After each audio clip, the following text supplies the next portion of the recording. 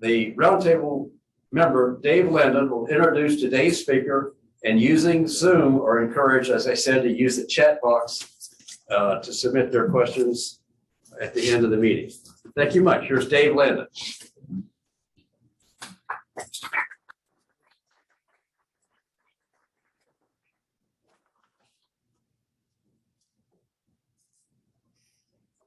Well, good morning, everyone. And it's an honor to introduce today's guest speaker, Mark Ochenduszko. Mark is the retired city manager of Coronado and is currently serving as the interim city manager. He has a total of over 35 years of local government and management experience and served as a city manager, for over 20 years in 3 cities in California, including Campbell, Cypress, and Coronado. Since his retirement in 2010, Mark has been a management consultant to local government, special districts, joint power agencies, and nonprofit organizations. He has particularly strong ties to Coronado, where he held roles as a management intern in the 70s, administrative service director in the 80s, and the city manager here in Coronado from 1999 until 2010. Mark has also taught at the undergraduate and graduate levels at the School of Professional Studies Public Administration Department at the SDSU. Mark has been married to his wife Patty for over 45 years and is proud of his 2 adult daughters they have raised. On a personal note, I had the privilege of working closely with Mark during my tenure as the commanding officer of Naval Base Coronado. We spoke frequently and had a standing monthly meeting over lunch where we openly discussed base and city issues. We developed a mutual trust, and though we sometimes agreed to disagree, we always worked to achieve a mutually acceptable solution. I quickly learned that he is a man of his word and his integrity is beyond reproach. A mentor once told me, no matter what job you hold, you need to strive to ensure the organization is better than when you first arrived. Mark, you should not have any doubts about that.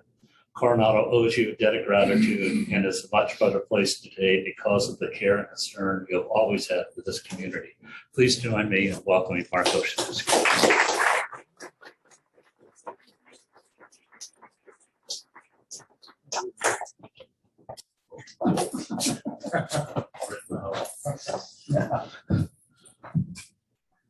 Thank you. It's an absolute honor to be here. It's wonderful to see some smiling and friendly faces and friends that I have not seen in quite a while, and people that I hold that I have great respect for. And it's just great to see you. And it was quite an honor to be asked to come back to serve as city manager, if even for a little while.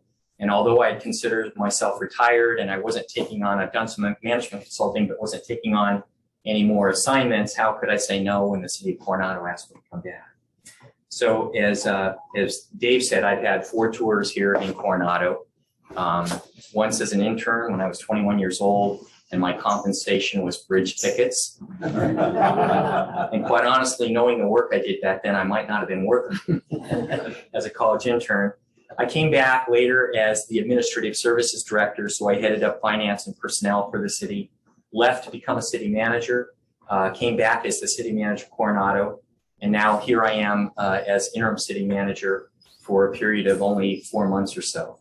So I've managed Campbell, Cypress, and Coronado, and I've had nightmares of my whole life that if things didn't go well, I'd end up managing Cudahy, Coalinga, or those other sea cities. What I'd like to do today is share with you some observations about managing Coronado, things that I've seen, past and present, and things that I've experienced during the short time I've been here, and talk a little bit about the things that I see for the future and maybe some things that we need to pay a little attention to and be concerned about. I'd like to start out by saying, and I think maybe a lot of people don't know this, that Coronado is actually a very complicated city to manage, more than most cities that are only 25,000. And a lot of people don't know that. But if you think about it, for a city our size, it's fairly unique that we have our own police and fire departments. And there's a really good reason for it, and that is we set a different standard in Coronado, and we want our community to be served. We don't want the generic approach to public safety here. We want our community to be served. And we have our own library, and it's obvious the importance of the library. All roads lead to it in Coronado, don't they? It's our most important asset, I think, in the city of Coronado. We have very full recreation programs, a whole wide array, going all the way from the senior center to the boathouse club room, and for all ages, aquatics, and everything in between. We had a very sophisticated redevelopment agency when I was the city manager, and that's a very complicated thing that I won't spend time talking about today, other than to say it was complicated and it was very beneficial to the community, and we're fortunate to have had it. We have the beach, bay, lifeguards. We have our own marina and restaurant. Those are pretty entrepreneurial operations. Councilmember Monroe was with us at the time we did some of those things, and they worked out well for the city, but most importantly, they've helped us preserve what is a really important historic building. We have the port, Tidelands, we have the state park, we have Navy installations, including an airport. We have the city-operated golf course, which, by the way, is not on city land, it's on Port Tidelands. We have state highways running up 3rd and 4th, that's our 282, and then the highway that goes right through the center of town, 75, and this is something that's been, these roadways have been sort of contested, and something that we've had to work hard to manage always, and particularly now. The city is its own watershed, and this is incredibly unique. So one of the things that's become increasingly important in managing a city is managing stormwater runoff. And what you do with stormwaters, it used to be you just put it in the pipe and let it flow into the bay or the ocean. But that's changed dramatically with the state of California new rules, and it's going to continue to change more. And we have the very unique situation. Nowhere else in San Diego there is a municipality, its own entire watershed. The entire city is within the scope of the Coastal Commission, and that has its own burdens. And I'll give you an example. We have something called a local coastal plan, and any time that we're making a change of some sort of development or just a change with city services or programs or facilities, we have to talk to the Coastal Commission staff, and they push for things that are idealistic but not practical and very difficult to deal with. Nevertheless, they have governing authority on some of those things. And I'll give you an example. Anytime we talk about doing anything on the golf course, when we worked on the Hotel Del development agreement, when we worked with the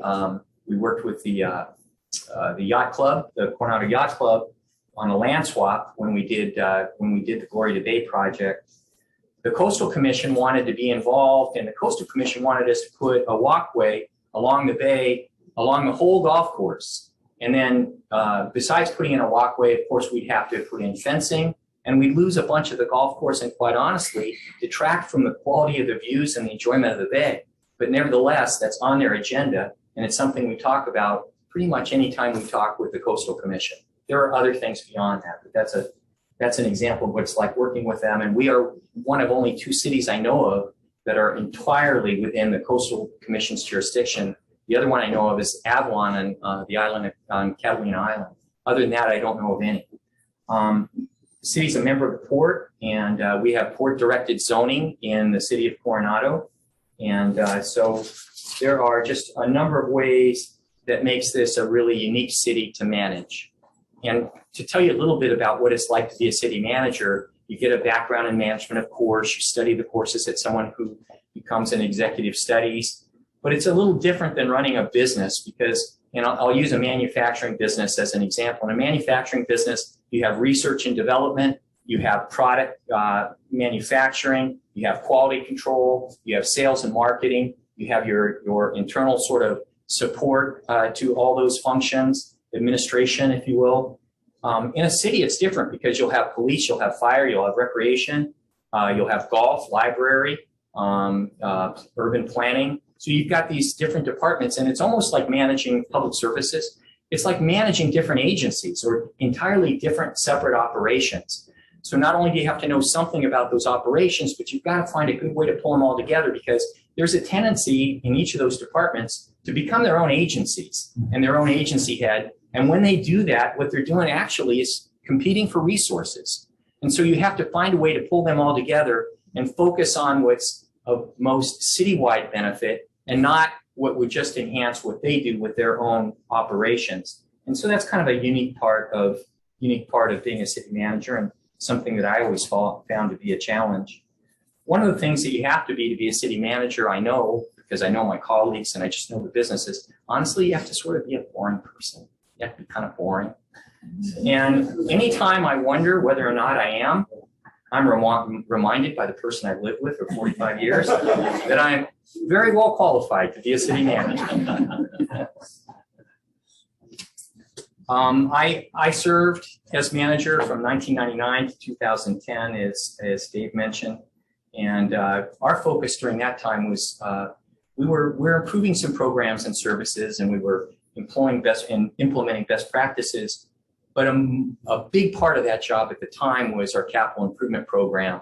And I came in just at the beginning of it, and we had an exciting time where we were involved and completed the library remodel and expansion, City Hall, the community center, all of Gloria Bay, the lifeguard facilities, the public services yard, the Orange Avenue specific plan, and the improvements in Orange Avenue, the rehabilitation that took place, the animal care facility, and all the schools that we funded through redevelopment at the time, and the rehabilitation of all the schools. That was an exciting time, wasn't it, Phil, to be here, and a unique time in the city's history. We're also proud of the fact that we did the first development agreement with the Hotel del Coronado. You're seeing the work being done now. It's been revised a couple times since, so it's a little different than what we did. But we kicked that off, and the whole thought behind that was it's really important to provide the economic engine to preserve that fantastic historic structure. So that's really what the thinking was that went behind it. And we also got the movie theater reopened. And I understand it's going to reopen again pretty soon once they replace the seats. So all good. It was a great time to be here. Some observations about the city since my coming back, and I've only been here 3 months, so there's still a lot for me to learn, and I'm learning a lot every day as I'm doing this. First that I would share with you is I really believe that the city runs very efficiently and smoothly. I think that this is a well-run city and has been a well-run city. I think that we're a good model. And if you're to think of, and I know everyone is familiar with Maslow's hierarchy of needs, as you go up and you become, more developed, you have different needs. I would say that the city of Coronado is an advanced city as you relate to other cities. And that actually causes some, I would say, some envy with some of our neighboring cities and neighboring governmental jurisdictions. But we are an advanced city, and we're addressing some really important and higher level things. And I think we can be proud of this community. Certainly, I know you love living here for all good reasons. The city is very strong financially, remarkably strong financially. It was when I was here, and it's even stronger now. We have good reserves that would get us through a pretty significant natural disaster and also help us accomplish things as we move forward in the future. The city set aside reserves for operations. The city's got reserves for any emergency event. The city has a redevelopment agency loan. The city made a loan to the redevelopment agency to complete projects and has gotten that money back. That money's been set aside in a fund to complete underground utilities in different neighborhoods. There's been a lot of conversation about that, including one recently with our city council at our last meeting. The city set up a public employees retirement system stabilization fund. I think everyone knows that retirement programs for public agencies are costly. I will say that the benefits got way beyond what they should have been. There was really some bad judgment and some real actuarial errors made by PERS when that happened. Nevertheless, the city's very strong, and the city has a stabilization fund to help with funding that to the extent that it needs to. The city also has a major facilities replacement fund. These are things that most cities don't have, and they give us the ability to address things as necessary, and I'll talk about some of those projects. Some other observations that I have are that COVID definitely hit hard our hotel tax, TOT. We went from about 16 million of revenue to the city prior to COVID to 11 million. This year, we're projecting $12 million, so we're not coming back yet. We think that the improvements at the Hotel Del and as we come out of this pandemic. I hope that that's going to return, but it's going to take a few years. It's not going to happen right away. It's going to take a few years. COVID also hit our sales tax revenue and brought it down about a third of what it was prior to COVID. And that's coming back probably faster than the TOT actually, but that's coming back. So these revenue sources are coming back to the city. We're not out of the woods yet, but we will be out of the woods. What I'm proud to report is that the city didn't have to lay off anybody to weather this pandemic and to position itself for the future. And our recreation programs are coming back strong. We're able to offer a lot this summer in terms of kids programs, camps, aquatics, etc. So we're rebounding, and we've weathered it pretty well. Let's hope that we continue on that road. One of the reasons the city operates so efficiently is because, frankly, we have lower staffing levels than most cities have for the operations that we provide. But we're able to get it done through some innovation and some creativity and hard work. And if you were to ask me, I think during my time as a manager, we added in the 11 years I was a manager, 2 employees to the staff, 2. And when I walked out of that council meeting and we added the 2 employees, I will never forget that Phil Monroe and Tom Smysic said to me, don't ever come back with adding employees to this organization. And I'll add this to it. When we designed City Hall to go into the Glory Day improvements, when we designed City Hall, one of the things that was on all of our minds, and particularly the council's, was build a nice facility that represents the community well, but build a facility that constrains adding staff. And so we did. We built a facility that constrains adding staff. The world changes. There's progress that we have to deal with. But what I would see in terms of operating the city is changing our orientation and improving our technology, but not necessarily adding people. So I think it was a good strategy. I think it's been carried out in the time that I've been gone, and it works well for the city. And quite honestly, I also believe with employees that you're much better off, and I'm sure many of you would agree with this, employees work better if you're lean and mean and if they're taxed. It's better that way than if they've got free time. They don't work as efficiently. I've always believed if you want to get something done, give it to a busy person. And our employees are.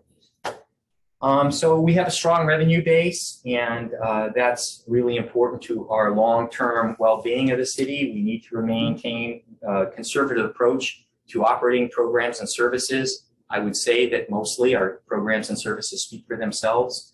So I think we're on a good road. Some of the things that are the same from when I was here is that this is still California's best community, in my opinion. I suspect that most of you share that, and I might be understating it. Frankly, I might be understating it. This is a very, very special place. It's still a great place to live, work, and play. And there's still a lot of pressure on development in this community. There was when I came back as a manager in '99. There is still now. So when the council interviewed me for the position in '99, one of the things they asked me was, what do you see as the challenges at Coronado? And I said, quite honestly, I see the challenges that people love this community to death in every way, including an interest in development, frankly. And that the challenge really is to strike the right balance so that the community can progress, but on the other hand, maintain the culture and the character of this community. That's really important, and it's been a fight, and it's going to continue to be a fight. What's changed?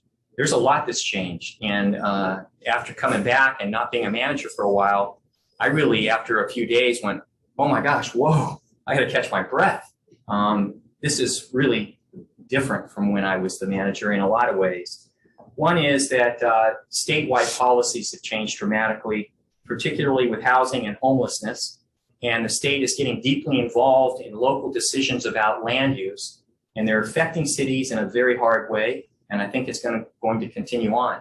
Those policies that are being made at the state level with the legislature often don't translate very well at the local level, and they especially don't translate very well in a community like ours that's already dense and built out. So this is a fight that we are having, and it's a fight we're going to continue to have into the future. Some other things that I see that have changed are the political divisiveness that everyone hears about and sees nationally. Didn't used to be that way. We all worked to get together. But frankly, as I see us reaching across the bridge and having to interact with other governmental entities, some of which have some jurisdiction over us, like Sandag, I've got to say that the political divisiveness has made this much harder. And quite honestly, I see some perceptions on the other side as not being helpful and beneficial to Coronado. We didn't used to have that. We were able to work on our issues with the region and cooperate with the region. And now it almost feels as if there's more tension and more strife between the city and other agencies across the bridge. I think the fact that local government is nonpartisan has always been a benefit, but if you look at the way politics are going now, even in San Diego County, politics aren't nonpartisan at the local level anymore. And decisions are being made that are related to parties as opposed to doing the right thing and governing well on the local level. It never used to be that way, and it's unfortunate things are heading in that direction. I really hope it changes. I really hope that changes. I mentioned the state and regional intrusion on land use decisions. The loss of redevelopment, that was a great economic tool. It was very beneficial to Coronado. We were criticized a lot for our redevelopment agency at the state level. And frankly, I think we were criticized because we were so effective. That's why I think that we were criticized. I was interviewed for an interim job with what's called a joint powers agreement. It's a collection of local government agencies. And one of the people on the board was also a council member in San Diego. And so this interview is going really well. It was an interim job like this is. And this is several years ago. And then he said to me, why did the city of Coronado screw up redevelopment and sort of stretch the rules in redevelopment? Well, then at that point it was, I don't care if I get this job at all. I'm going to set this guy straight. And I will put up what we did with our redevelopment agency for our schools and our public facilities, our downtown, the theater, and the hospital, along with our meeting and exceeding our low and moderate housing requirements against any city in the state of California and say we did it better. So you can say what you want. You can have a layman's opinion about some of these things, but if you look at the technicality of it, we did a very good job. We followed the rules, and we were more successful than we should have been. That's the reality of it. COVID has changed. That's changed things, managing a city. And I really didn't know what that was going to mean coming in, and I had no background with this topic. And so that's something that's definitely been on my radar screen. A couple other things that have really changed are social media and journalism. So I had this great relationship with the writer for the Union Tribune, the same with the local paper, Eagle Journal. And you could really count on ethical journalism and people reporting and getting the facts right. They might turn the article in a way that as a city manager, you might not like. But nevertheless, you could expect that they would get the facts right. A lot of times now with journalism, they don't care at all about the facts. There's a perspective that they want to represent, and it's concerning to work with them.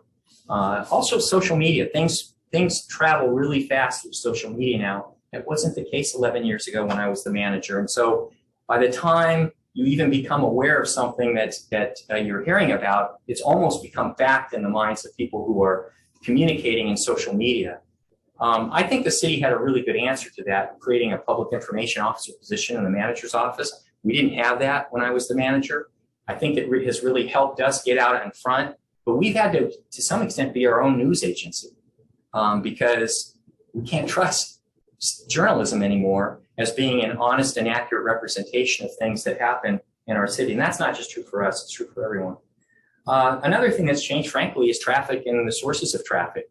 So there's more traffic than when I was a city manager, and traffic was a concern back then. I wouldn't attribute all that traffic to the Navy, although that's often who the agency that traffic is attributed to. I would say that it's the development that's occurred downtown, East Lake, Otay Mesa. I can remember in the 80s going out on the city beaches for one reason or another, usually with something related to lifeguards. And there would be mostly Coronado residents out on Coronado's beaches.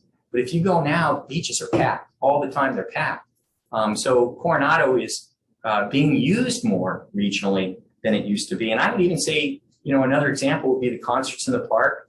The traffic that I can see right now that is almost gridlocked on Orange Avenue, the number of people that you see wandering around downtown, there is just a lot more traffic and activity in Coronado than when I was here previously. It's really grown over the last 11 years. Storm drain operations, I had mentioned, that's a real change and it's become more sophisticated. And then the other thing I wanted to mention was sharks.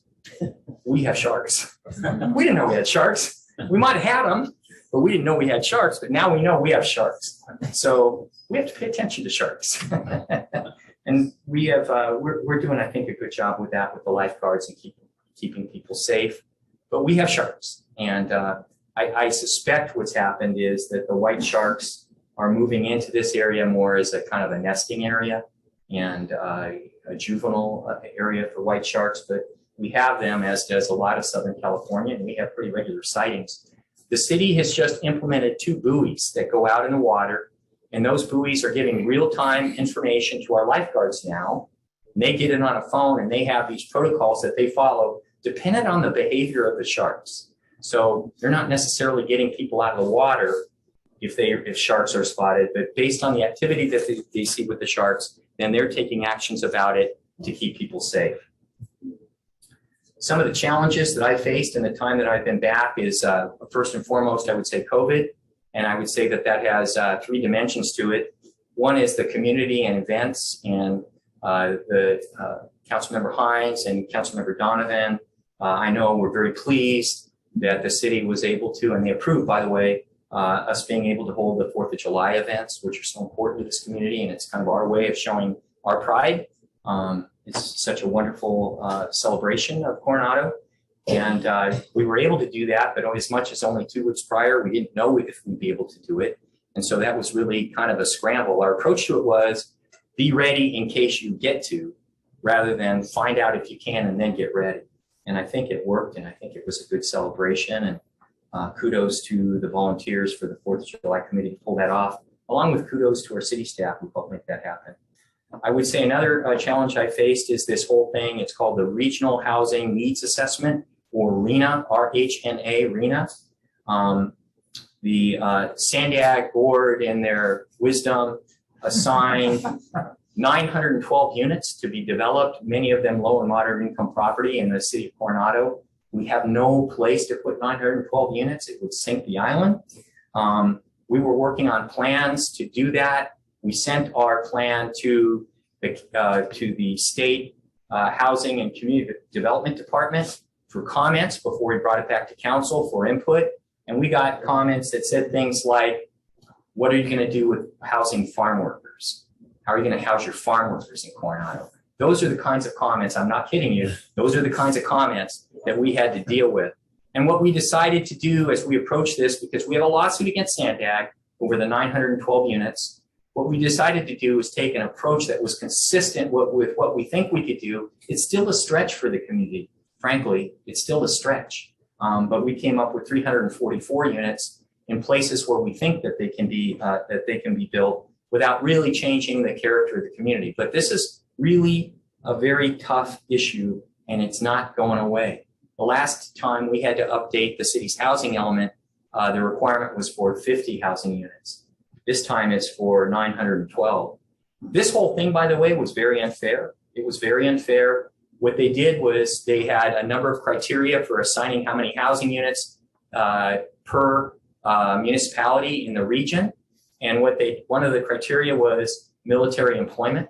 And they took all the employment on the bases in Coronado, and instead of assigning them regionally because of the regional benefits that come from that employment and from those operations, they assigned them just to Little Coronado.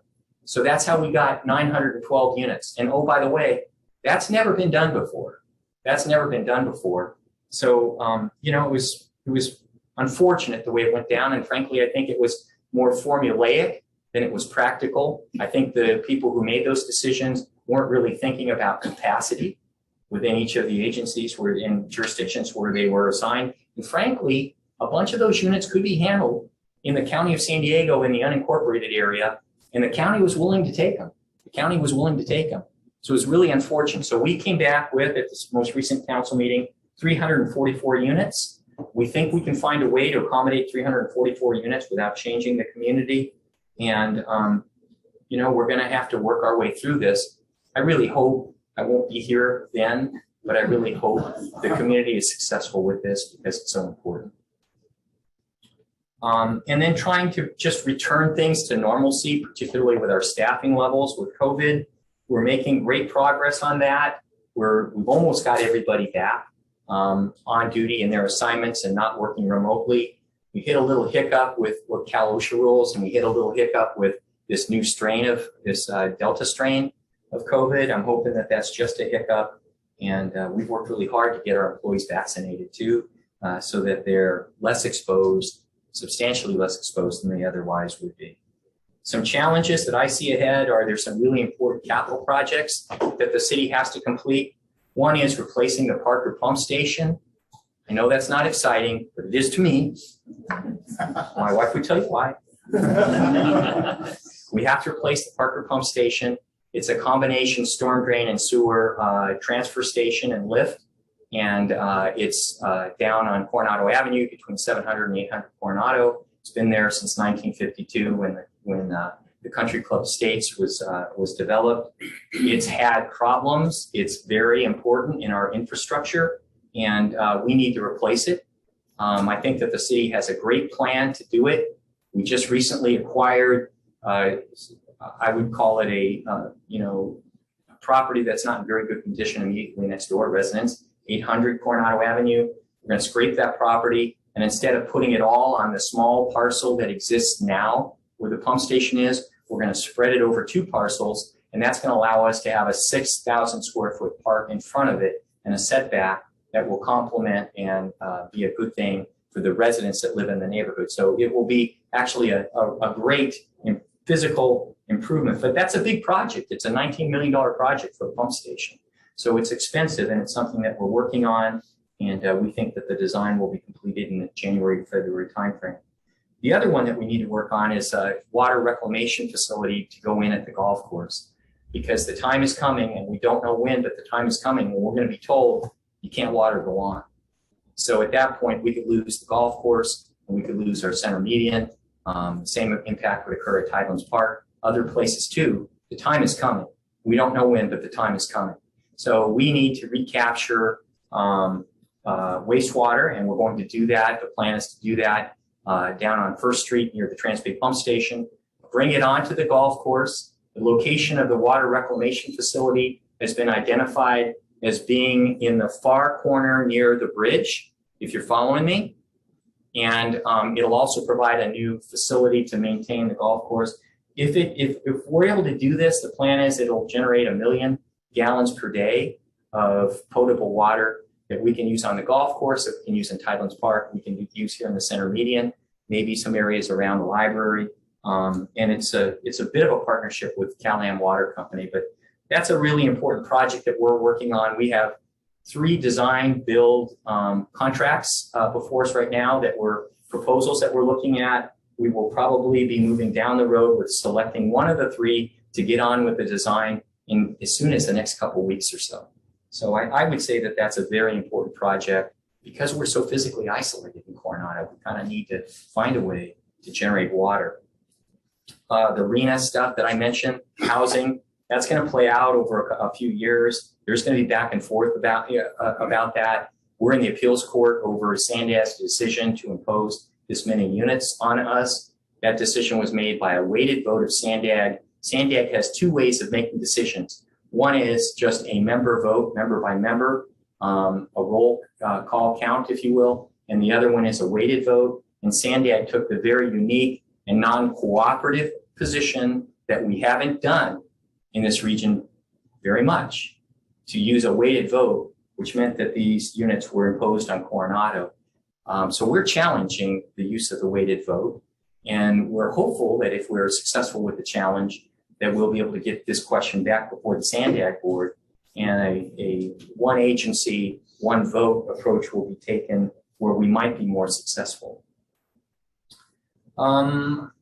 I would also say that there is this idea that kind of goes hand in glove with it, and that is that Sandag would like to place a micro mobility hub in our downtown. This micro mobility hub would require taking a fair amount of space, and that space would be used for things like docked bike share, dockless shared bikes, shared electric scooters, electric scooter docks, electric vehicle charging, floating car share, station-based car share, ride-hailing zones, carpool service, on-demand carpool. Good ideas, But if you want to put up a station that can accommodate all of that, even drone deliveries, even a station to generate drone deliveries of merchandise to homes, it's theoretically a good idea. The problem is, what would it do to our downtown, which is so important to the heart and spirit of this community? So these kind of things all fit hand in hand when you look at the region and the state trying to make land use decisions that affect Coronado. They're all really important. And I would say that that one of the challenges ahead is really the same thing that I said to the city council when they interviewed me in 1999. And that is that it's really important to retain the character and quality of the community, despite the outside pressures to change it and to take advantage of this wonderful place. So those are the challenges that I see are ahead, and I think they'll continue. The city has hired a new city manager, and she'll be here in the middle of September. Yes, it's a woman, and her name is Tina Friend. She's currently the city manager of Scotts Valley. Prior to that, she was the assistant city manager for many, many years in the city of Santa Cruz. She is very credentialed. She also has a law degree, and she's got a strong background in serving coastal communities in California. And I know she is very anxious to come on board here in Coronado and looking forward to serving the community. And it's my hope that she does for a long time, because I don't want the phone call again. No offense. I don't want the phone call. I, by the way, am looking forward to being retired again. I'm looking forward to having just one boss in my life, not 5. But I will tell you, that boss can be more demanding than the other 5 altogether. She's a tough boss, but she's a wonderful life partner. I'm looking forward to getting back to traveling with her and enjoying activities that I like. And we have a 3-year-old grandson, and we've, during COVID, had him 2 or 3 days a week. And we were able to, I would say, develop a really special bond by being together so much. And I'm looking forward to having him around again and being a part of his life and not working. I'd like to close by saying a few things, and that is that I've come back 4 times, and it's been a tremendous honor. It's been a tremendous honor. So I thank you for that, and I enjoyed it.